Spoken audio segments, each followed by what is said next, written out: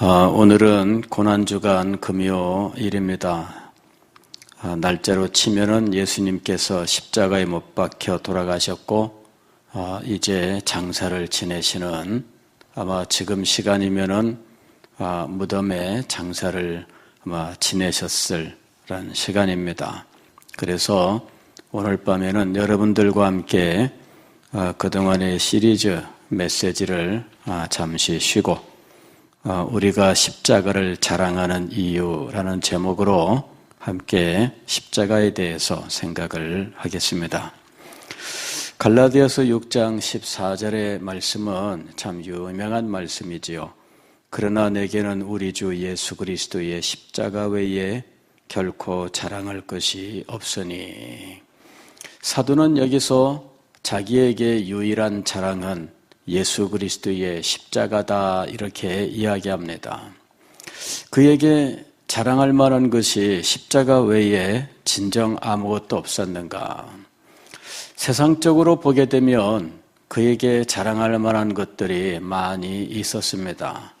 그가 고린도 교회 성도들에게 내가 부득불 어리석지만 자랑하겠다 하면서 자신의 자랑거리에 대해서 말씀한 적이 있습니다. 나는 난지 8일 만에 할례를 받았다 이렇게 얘기를 해요. 나는 베냐민 지파 사람이다 이렇게 이야기를 해요. 베냐민 지파 사람이라고 하는 것이 그게 뭐 이렇게 대단할까? 이 베냐민 지파가 대단한 이유는 이 사람들은 요셉 지파예요. 요셉 지파. 요셉의 그 에브라임과 므낫세의 베냐민은 이 요셉의 형제지요. 그래서 이 요셉이 가장 아꼈던 이 동생입니다. 그런데 이 베냐민의 그 후손들이 베냐민 지파를 이루고 이 베냐민 지파가 사실은 유다 지파를 끝까지 도와서 유다 왕국을 이룩했던 지파입니다. 다른 지파들은 다 떠나서 북쪽 이스라엘 나라를 이루었을 때 남쪽 유다 왕국, 즉 다윗의 언약에 함께했던 지파가 베냐민 지파예요. 그래서 이 베냐민 지파는 그 유다 지파의 유다 지파와 함께 유다 왕국을 이루었고 다윗의 언약에 끝까지 신실했었던 지파였던 겁니다. 그러니 베냐민 지파 사람들의 자부심은 하늘을 찌를 것만 같다 하는 것입니다. 난지 8일 만에 할례를 받았습니다. 정통 유대인으로서 성장을 하게 된 거예요. 그리고 그는 날 때부터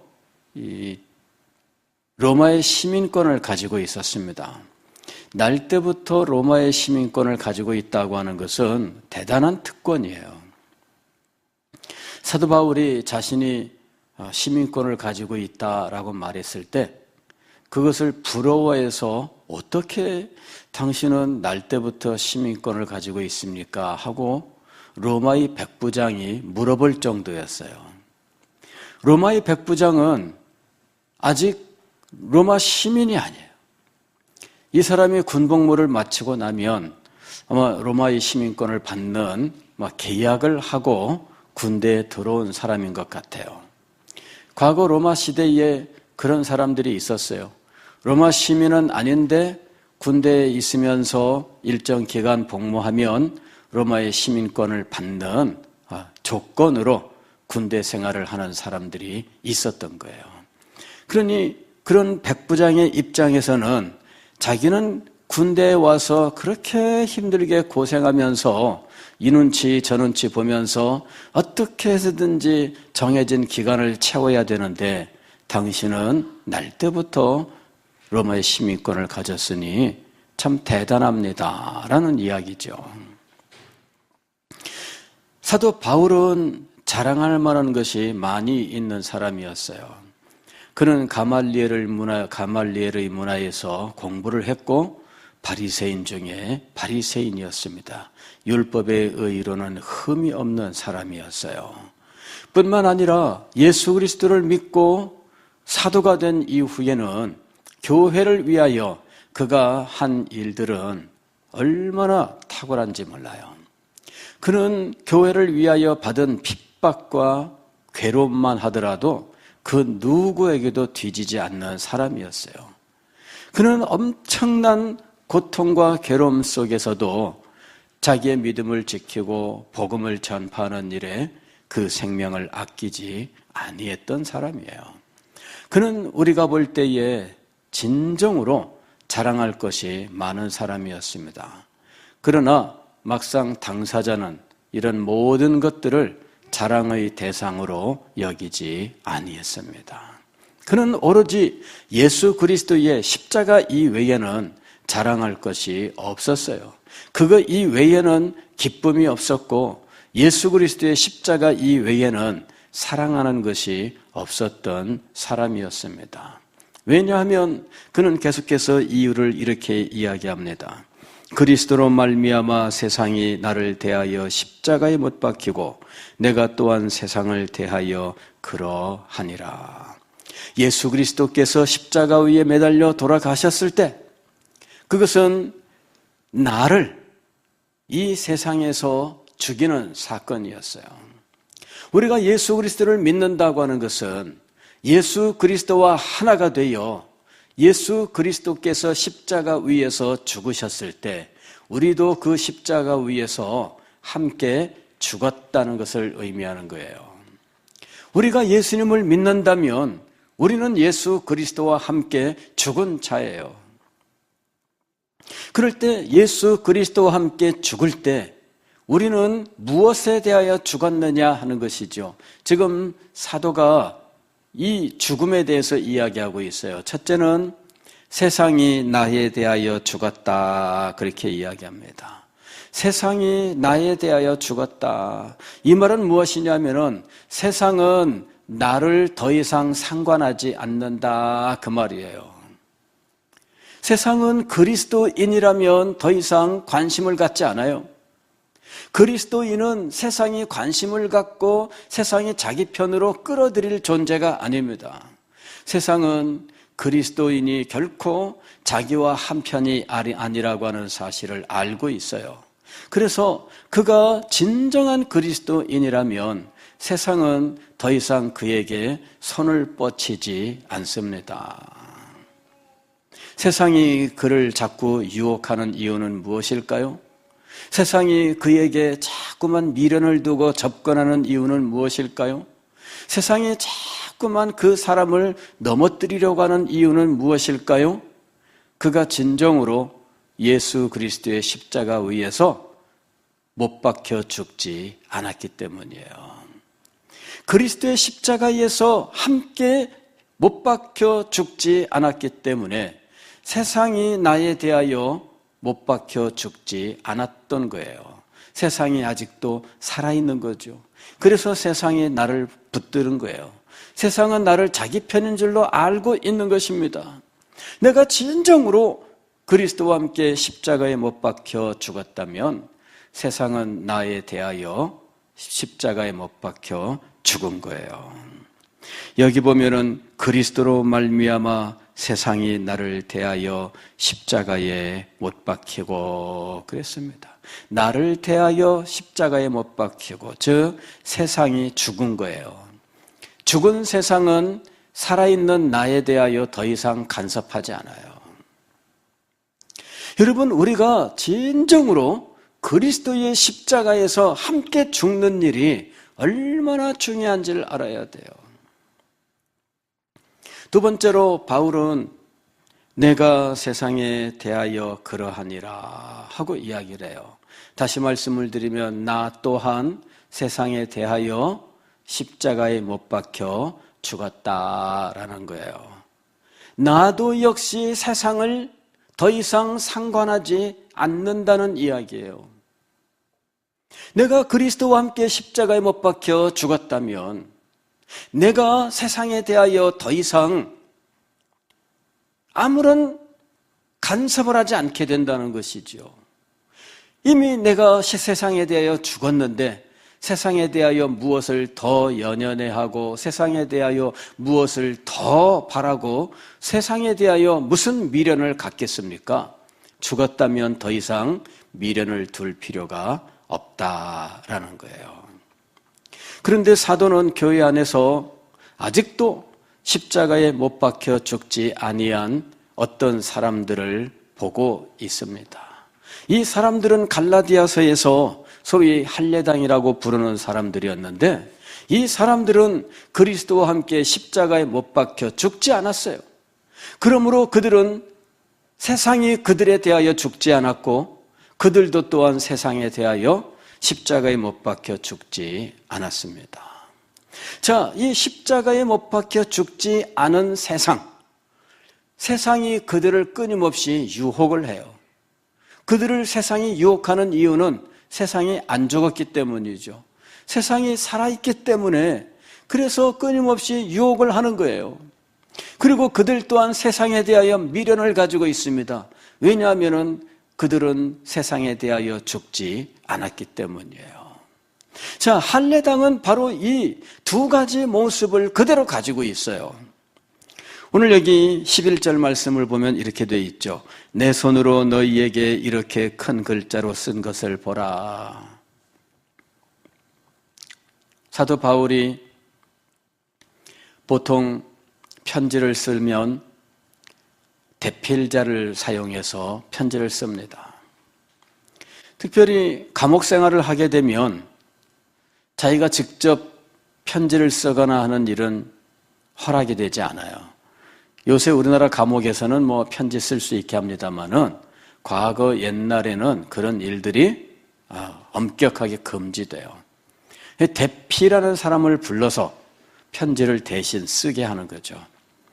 혹은 사도 바울이 아마도 감옥 생활에 몸이 많이 상하고 또 눈에 이상이 있는 것으로 생각을 합니다. 그래서 사도 바울이 이 편지를 일일이 다 못 쓰고 대필자를 쓰게 했을 것이다. 어쨌든 사도 바울의 이 서신은 대필자가 이 서신을 썼고 그리고 편지의 말미에 사도 바울이 자기 손으로 직접 마무리를 하는 이런 모습을 보여주고 있습니다.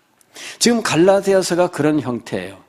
그런데 유달리 큰 글자로 썼어요. 내 손으로 너희에게 이렇게 큰 글자로 쓴 것을 보라. 왜 큰 글자로 썼을까? 노안이 되면 글자가 커질 수밖에 없다. 자, 혹은 눈이 나빠지면 글자가 커질 수밖에 없다.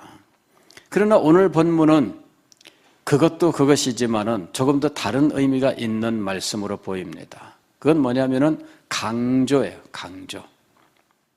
내 손으로 너희에게 이렇게 큰 글씨로 쓴 것을 보라. 지금 강조하고 있어요.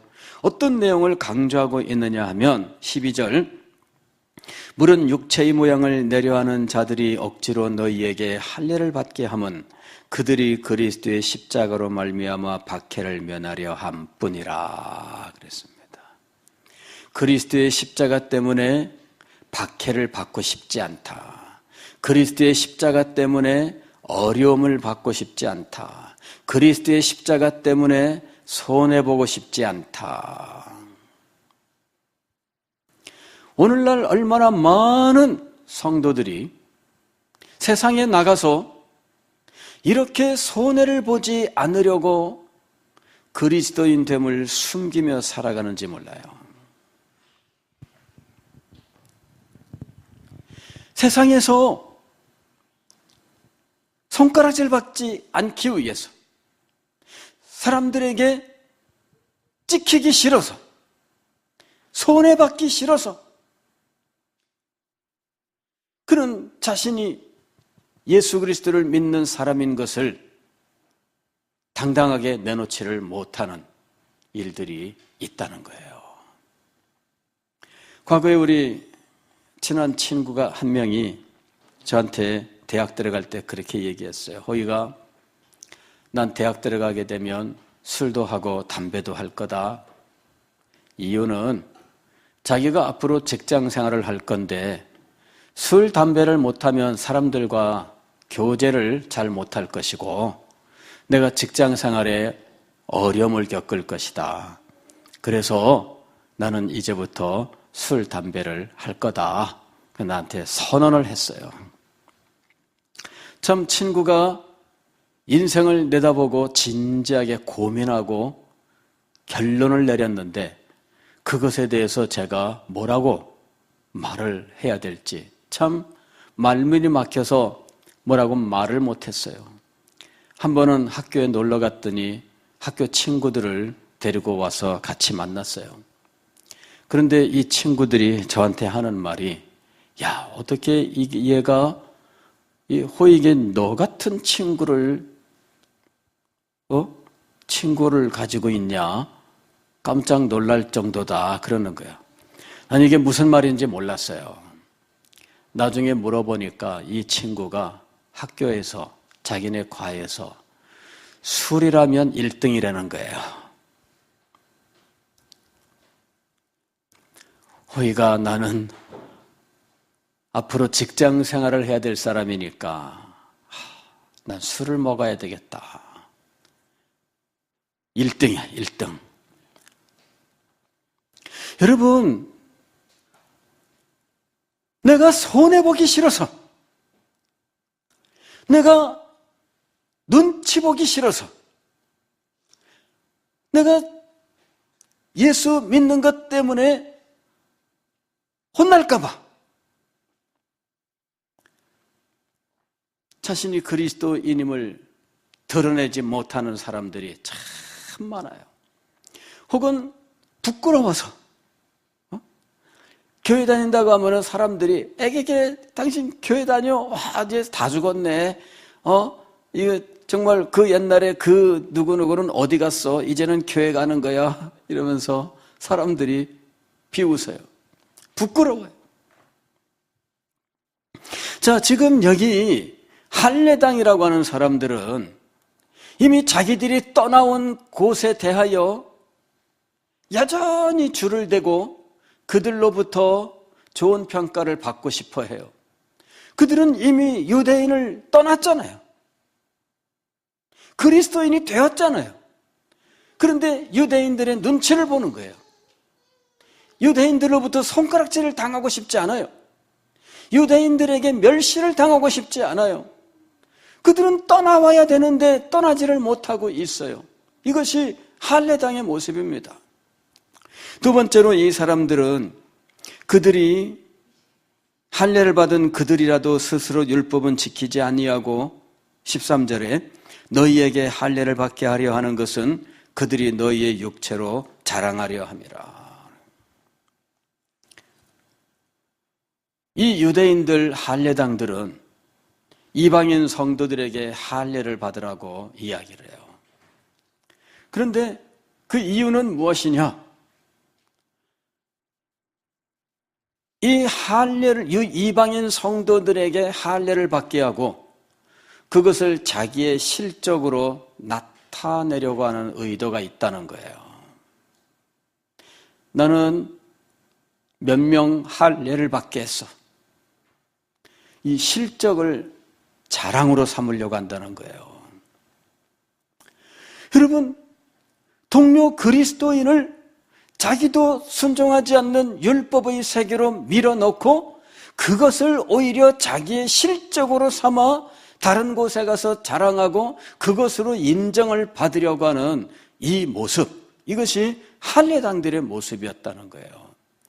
그들은 예수 그리스도와 함께 십자가에 못 박혔을 때 세상이 그에 대하여 십자가에 못 박혀 죽었고 그 또한 세상에 대하여 십자가에 못 박혀 죽었다고 하는 이 엄숙한 사실을 알지 못해요. 그 이유는 그들이 결코 예수 그리스도와 함께 십자가에 못 박힌 적이 없기 때문이에요.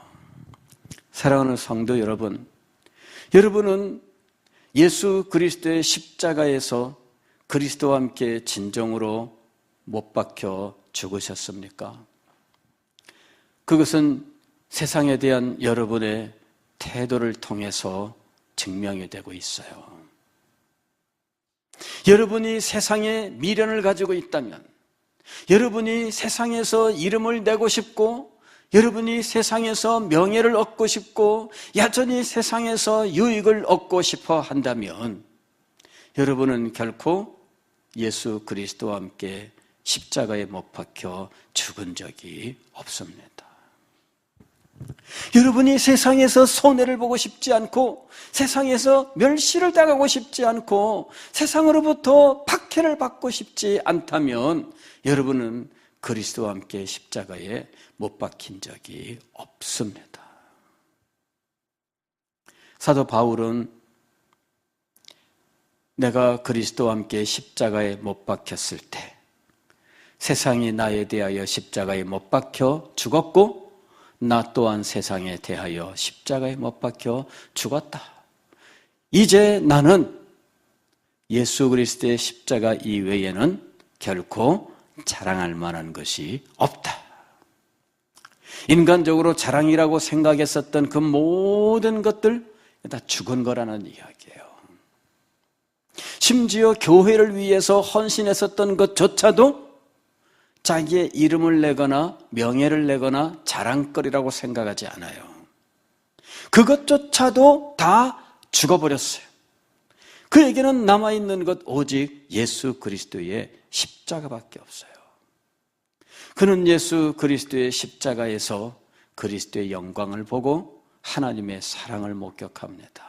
이것 이외에는 그에게 기쁨이 없으며 즐거움이 없어요. 이것 외에는 그에게 더 이상 사랑의 대상이 없으며 찬양의 대상이 없습니다.